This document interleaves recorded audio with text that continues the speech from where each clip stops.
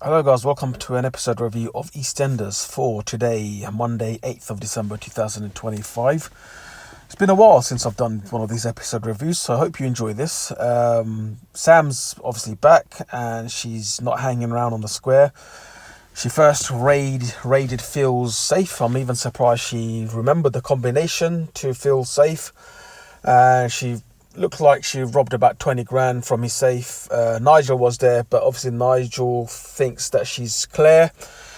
And I was very astonished how Sam thought that how she quickly sussed out Nigel might have a condition. Because normally, obviously Nigel feels still fairly young, don't forget, guys. So she would normally be like, hang on, what are you talking about, Nigel? Do you know what I mean? Like, but somehow she just sussed it out.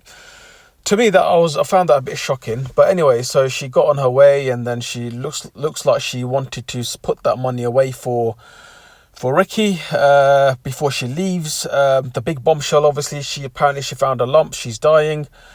I think I believe her.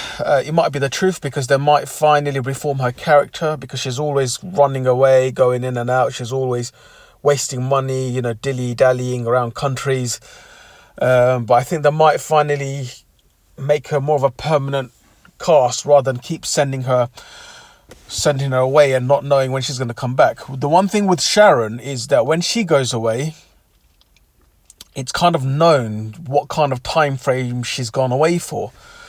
So the fact that she's gone away to somewhere like either Australia or somewhere, or America with Michelle, her sister.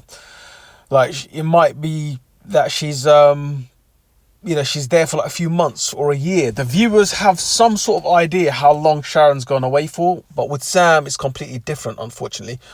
I really like her character, especially this original actress who played Sam. I think she's very equipped to play Sam, and also, she looks like she's a part of the Mitchells. But yeah, it will be interesting to see how all this storyline unfolds. I think Jack might not even believe her, to be honest. So, she might have a hard time convincing Jack, but you never know. Jack might believe her.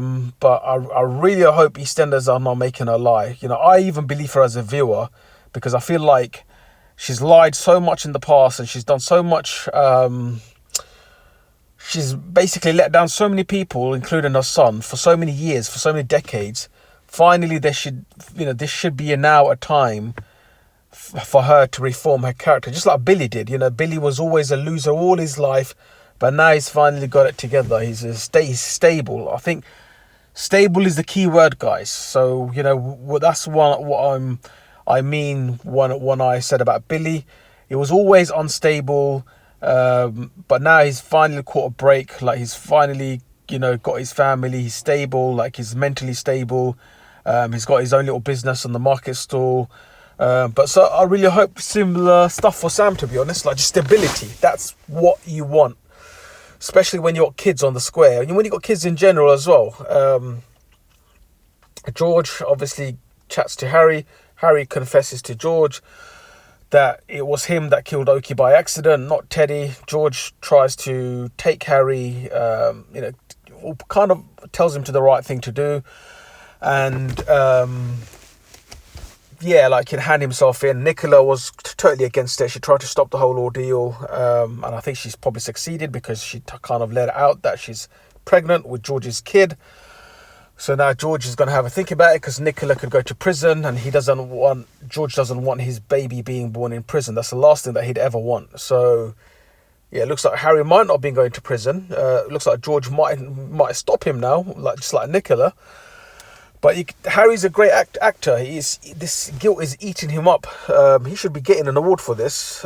Just the way he's acts so stressed and he's sweating, and he's always feels like it looks like he's going to explode. You can tell I would say he's almost as good of an actor like Phil Mitchell. So Anthony is obviously shouted at his dad today. I think that was very weird. Patrick should really kick him out, to be honest. And I feel like Howie might. I have a feeling, and maybe a bit of just probably like inspiration, that Howie might be the one that saves Patrick. I feel like Patrick might be in danger with Anthony in the coming down the months. and Harry might save him, which then Harry will probably win back the like Kim and the whole Trumans again, and they'll be a happily family again. And I feel like Anthony's going to drag a lot of people down with him.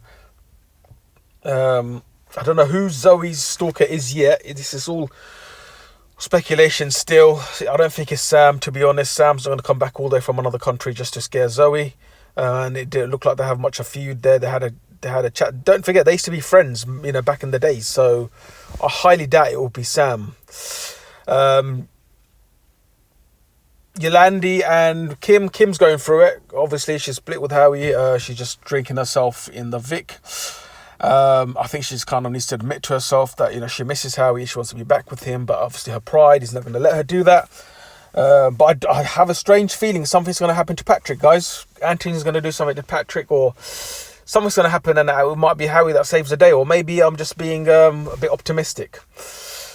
Just trying to think what else happened. Well, let me know what you guys enjoyed in today's episode, and yeah, that's it. I'll see you in tomorrow's episode review. Peace.